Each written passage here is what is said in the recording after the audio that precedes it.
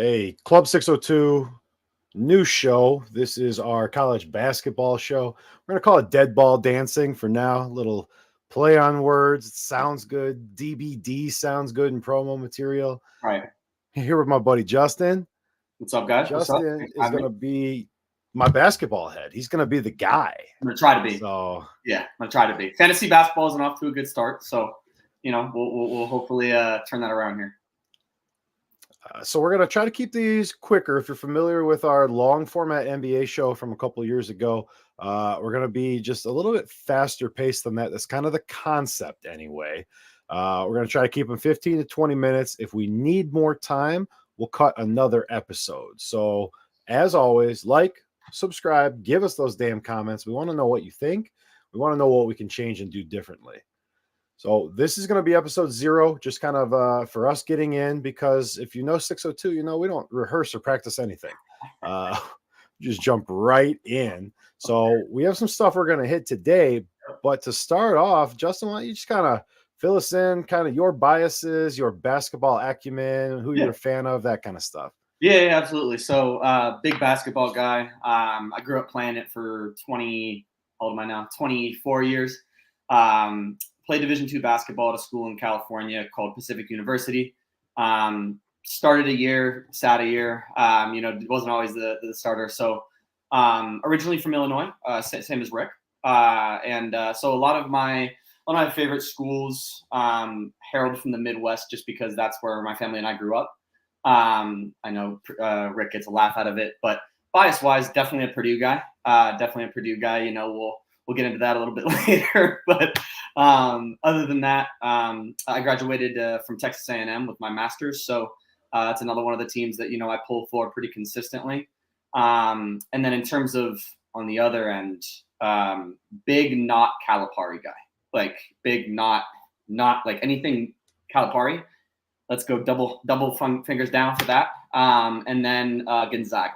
I don't know why, but you ever have one of those teams, Rick, where it's just like, I don't know if it's the colors or the coach's face or something, but like it just bother you. Like Purdue. Purdue. Exactly. Yes. So you know what I'm talking about. So love hoop, love college hoop a lot more than the NBA. Feel it's a little more intense. Feel it's a little more fair. So really looking forward to joining you on this and kind of talking through college hoops. Well, hey man, definitely happy to have you. Yeah, absolutely. On my end, it's similar story. We haven't done a whole lot of college basketball live content on the channel ever. So Badgers is always Wisconsin. A big Big Ten guy. I always believe that you want to cheer for the team that your team plays the most against, because if they beat your ass, you're losing to good teams. Yeah, absolutely. The exceptions to that for me in basketball are Purdue and Michigan State. Those are two I just can't do. Goes back to when I was in school at Wisconsin. Those are ones we had trouble with. Yep. I also hate blue bloods. All blue blood schools, just they drive me crazy. Yep. I hate the media slant that they get. I hate that they get this coverage and this grace period almost every single year just because of who they are. Yeah, it sucks. But I do I say tsunami ready. Yeah, because I want some court storming. I want court storming all the time. Any situation where there could be a court storming, I want there to be one. I'm with you on that. As long as it's not against Purdue, then other than that, I'm with you. So agreed. Yeah, agreed. I mean, big game in West Lafayette, week 2. We'll get to that when we get there, but that's Bama. That's Alabama coming to town. So. Yeah, I'm not looking forward to watching that one, I don't think. I'm going to be somewhere watching it, especially after our show, but I don't know if I'm looking forward to that. At least there's a 0% chance the court gets stormed. Yes, agreed. I think the Purdue students, great basketball IQ school. I mean, as much as I'll talk shit about Purdue till the cows come home, they know what they're doing, and they've been good. I mean, it's not like they just come out of nowhere every year. Yeah. All right. So for Dead Ball Dancing, we are going to do an aggregate top 25 that takes my picks and Justin's picks into account. It kind of blends it with Ken Palm, and then gives the slightest tip of the hat to the AP poll, because the AP poll still matters to a lot of people. So we're gonna have our rankings kind of anchored to it in a way that checks us to reality. So if there's someone that we hate, but they're the consensus number 3 team according to these 10 idiot Yeah. reports, they'll still be in our top 25. So Right. on your screen now, we're gonna do the full top 25 on episode 1. We just kind of wanted to give a preview of the top 5 Yeah. here. Houston, Duke, Alabama, UConn, Auburn. Yep. Is there anything that really stands out to you there, Justin? It's pretty close. Yeah, I think the only one that might be a question mark for me in the top 5 right now, Rick, I think UConn. And I know that's crazy after coming off of back-to-back chips. Like, I can't really question it too much because their coaching is pretty incredible. But they graduated a lot of their defensive anchors in Donovan Clingan and I forgot the other guy's name, but he went to I think he did go to Charlotte. But I think losing 2 huge defensive players like that, and especially in college basketball where defense kind of decides a little more of the games than in the NBA, I think they're a little more exposed to getting knocked out of that top 5, I would say week 1, week 2. But the remainder of the group, I think, have been consistently good over the past, couple of years, especially Houston, right, that, are really just knocking on the door to that championship. So nothing crazy other than UConn, really, Rick. UConn 3 in the AP poll, 5th in Ken Palm, Right. So right in that area. But you could absolutely make an argument for having them outside the top 5. For me, we'll get really deep into our rankings next week. But here at the top, I just like the beautifulness of these 5 logos. They kind of run the gamut of colors and shapes and styles. They're all just a little different, and I like the way it looks. Yeah, I'm with you. And there's some good some really good recruiting classes in this top 5 too. I think Auburn ranked top 10 in recruiting class. I think in 24-25 season, and I know you're probably aware, but Duke just got probably one of the hottest recruits in the past 5 to 10 years in Cooper Flagg. So I think, he's going to be a game changer right away too. Size, mobility. I mean, you saw what he did to Team USA in the Olympic practice, right? So I think it's going to be a really, really interesting time. Well, and outside of Houston and Alabama is kind of a new kid on the block. I mean, these teams are teams that just reload every year. They just come right back, and you get a great recruiting class because your last recruiting class was good and you won 30 games. Like, yep. Stacks on top of each other. Yep. And Bama, for being a football school, right, Rick? It's like our basketball program is sure as hell improved recently. That's for sure. So the SEC has gotten better, top to bottom. I'm interested to see how Texas and Oklahoma fit in.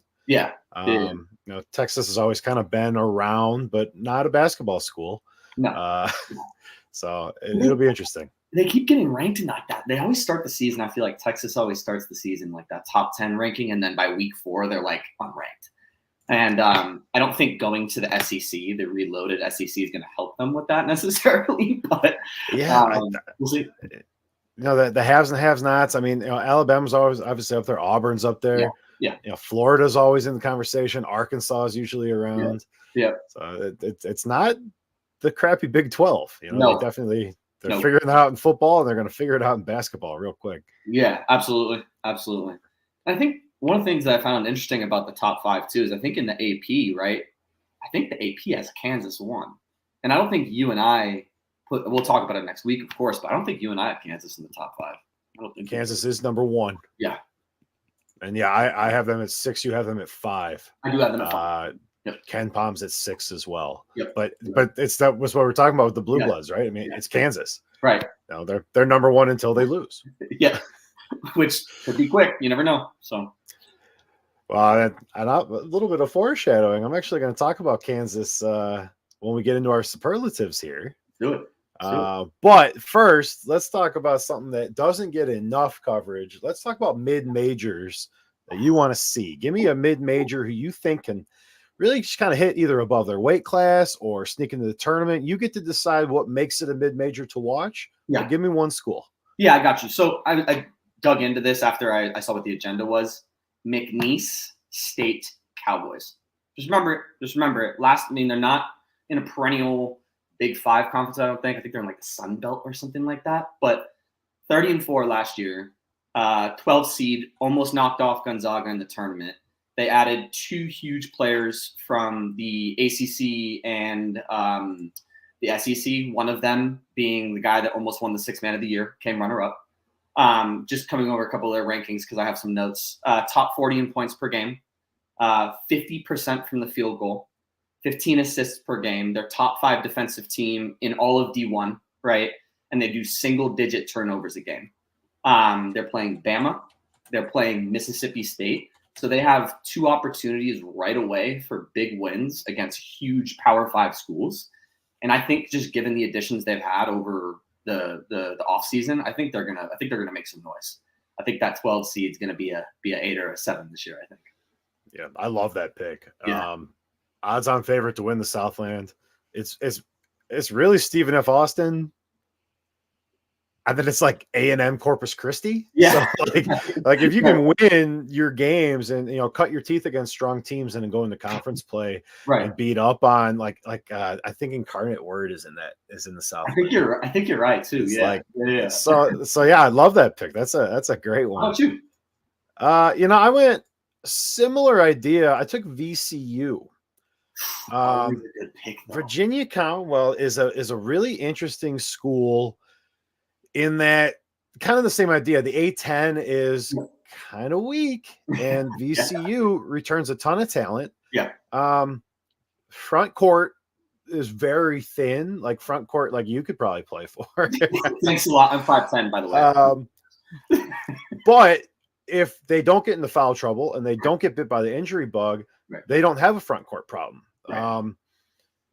They transferred in the kid from UT Arlington, Russell, and I mean he's going to score 15 points a game in this system. Yeah, he can shoot against anybody in the A10. Right. So I really like kind of how their peripheral stack. I mean, they're like 41st in the Ken Palm. Right. They probably won't win the A10, but if they can upset like steal 1 game from Dayton, sweep St. Louis, and you're right there. Right. And then you go to the tournament and you see what happens. I mean, as long as you don't have to grind and then play at Dayton. Right. I think you can kind of jump up and grab that spot. Yeah. Played well in the NIT last year. I would love to see them in the big tournament and kind of just get it done. Yeah. I think that's a sneaky pick too, because after Shaka Smart was there, like they've always had good coaching every year. That's why you never forget about VCU, right? They had a phenomenal coach that instituted a system, and I feel like that system is carried over coach to coach, and they keep getting good candidates. So, it's still the East Coast. I mean, it's still a recruiting hotbed. I mean, Virginia's not New York, right? Virginia's not New Jersey. I understand that, but the 5th best kid from New Jersey gets recruited somewhere. So right. I'm excited to see how they do. Give me 28 wins for the Rams. I think that's doable. I can definitely see that. And I think Dayton was ranked pretty high in the Ken Palm as well. I think they were like top 30, I want to say, or something like that. So if they can get a couple wins, or even just 1 win against Dayton, that's a big boost. That's a huge boost. So, all right. So moving to bigger schools. Well, not necessarily bigger schools. Yeah. Give me a dark horse. Give me a dark horse to either make a deep run, not necessarily win the championship, but who's that team that's going to be sitting there in the Sweet 16 and you're like, oh, okay, I don't want to play them. I thought about this one for a while because I feel like there's a lot of options. So I don't know if mine's really a dark horse, but give me the Scarlet Knights, dude. Give me Rutgers. And the reason for that is, again, they brought in a top recruiting class. Now, last year they were 15 and 17, so there's really not a lot of good history there. But Dylan Harper and Ace Bailey were some of the top, I think, 5 NCAA All-American. I'm sorry, McDonald's All-Americans. Apologies. And they both went to Rutgers.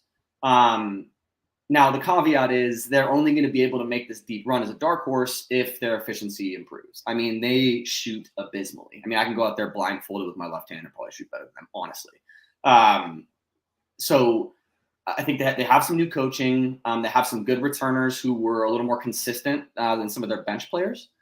So as long as these All-Americans, these McDonald's All-Americans, can perform to the ability that I think everyone knows they can, then they're going to be able to make a deep run for sure.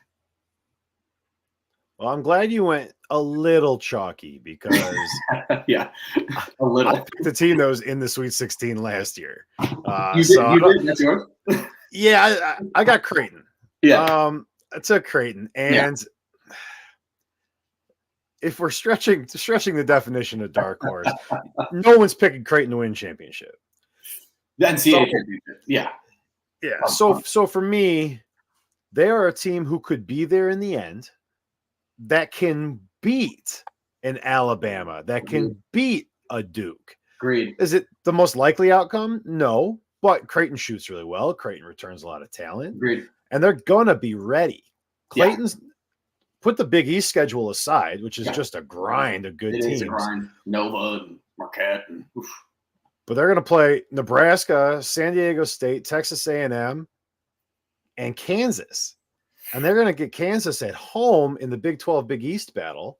We talked about how Kansas might slip up earlier. That's December 4th. Yeah. That's 1 month into the season. That's 7 games. Dangerous. And if Creighton wins that game, they're a top 10 team probably the rest of the way. Agreed. So for me, you get set there. They play Bama 2 weeks later. Yeah. So this is a Creighton team that's going to be battle tested. This is a Creighton team that is going to make the tournament. Oh yeah. So for me, give me a Sweet 16 run, and I don't want to play them. I don't want to see them there against the Badgers because I know it's going to happen. yeah, right. And they have a player of the year, early player of the year candidate in Kilbronner, I think I forgot how to pronounce his last name. I'm gonna learn this, but it's the pronunciation's not my thing. Yeah, it's their big 7-footer. I think his name is Kilbronner or something like that. Phenomenal coaching, big physical wings who can shoot the hell out of the ball, right? So I think it's a great pick, and I mean it is a dark horse, right? Because ultimately, in all the games that you just mentioned, A&M, Kansas, and Bama, they're probably going to be the underdogs, right? So chances are, if they get like two out of those 3 games, they're going to be a force to reckon with. So I agree. I'm going to go with Kalkbrenner. Kalkbrenner, that's what it was. Sorry, Kilbonner. What the hell? Anyways, yeah. There's extra continents in there. That's fine. Yeah, that was way off. Jesus. Yeah, good pick. I like the pick. All right, so player of the year. Yeah. And I'll let you kind of parlay this with your champion if you would like to. Yeah. Because that's what we're going to do. The next 2 is going to be player of the year and your NCAA champ. Okay. I'm going to go player of the year first. And in my opinion, you could choose 2 guys from this team. Houston. You could choose Jamal Sheed, or you could choose LJ Cryer. I'm going to choose LJ Cryer. He had, I think, top 20 in minutes played in terms of all of Division I last year. Shot 40% from 3, 90% from the free throw line. Now, he did shoot 42% from the field, which is insane to me because you shot 40 from 3. But I think his size, his quickness, and his ability to kind of create off the dribble is what makes him special. And based on a lot of the news that I was reading, he put on a little bit of muscle during the offseason. He got a little more confident in his handle. So he's efficient. He's tall. He's quick. And he's got a coach that allows him to play freely. So I do like LJ Cryer as my player of the year. And then you would think I would choose Houston, but I'm actually going to choose Duke. They're returning a lot of guys. And again, like I said earlier, just about our top 5 here on the screen. Arguably the best prospect I think that we've seen in a long time. 6'10", Cooper Flag, handle, shoot, everything. Great coaching staff who promotes an efficient, ball dominant, ball movement offense. So I do think Duke is going to have the opportunity to win the championship this year. I know they faltered towards the end last year, but they've always had a good defense. Cameron Indoor is a tough place to play. So I think they're going to get a lot of big wins at home this year, which is going to help them in the top 5. So I like it. it. Cryer is 20 to 1 ish. Yeah. Pretty much everywhere right now. Yeah, I So think yeah, I like that one. RJ Davis, I think, is number 1 too. I don't like UNC. That's another bias. Fair. That's fair. All right, so mine are correlated. Alabama winning the championship this year. I think with what they bring back to the table, an SEC that looks very winnable. Yeah. There isn't another maybe Auburn, but there isn't like another team there that you look at and be like, ooh, Bama better watch out. Yeah, right. It's like obviously Auburn's the top 5. We have them on the screen right here for us, and we talked about some of the other teams, but I just don't feel like there's anyone Alabama really has to be afraid of. Agreed. And for me, the reason of that is Player of the Year, Mark Sears. 21.5 points a game last year. The dude fits the system perfectly. I don't think you could build a system better to accentuate what a player does well. Yep. He got better in the tournament. Yes. Yeah. I mean, he's like over his entire collegiate career, he's averaging like 20 points a game. Yeah. In efficiency too. And he's not the only guy. Yeah. He doesn't have to do it all. Yeah. He doesn't have to score 30 points a game because he's going to be involved in 40. He's going to score 20 and he's going to have, 8 assists and he's going to command double teams. And, there's other scorers on this Alabama team. So add in that he spent the whole offseason practicing his free throws. He was already shooting like 86%. Right. I mean, that's what matters in college. The college game slows down like NFL does at the end. Right. And you have to be able to hit those shots, and he can. Yep. And he will. Yeah. So for me, I think the season Sears has is independent of what Alabama does as far as a championship is concerned. I agree. But I think he's going to put them in the best position possible to win that. Yeah.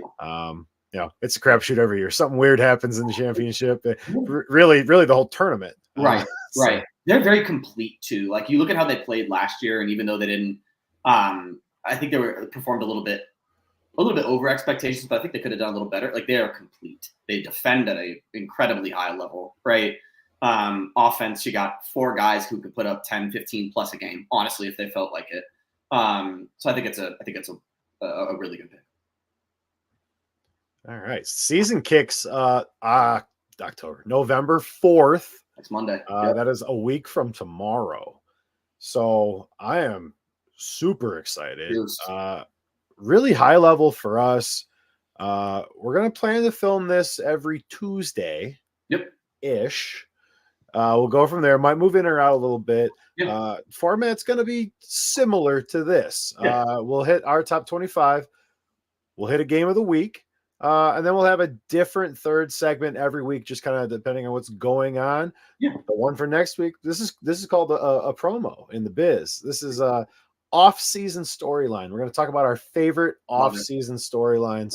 But we'll rotate that third segment out. Yep. Might go a little long, might go a little short. Yep. Like I said, if we're consistently hitting long, we will schedule another show. Yep.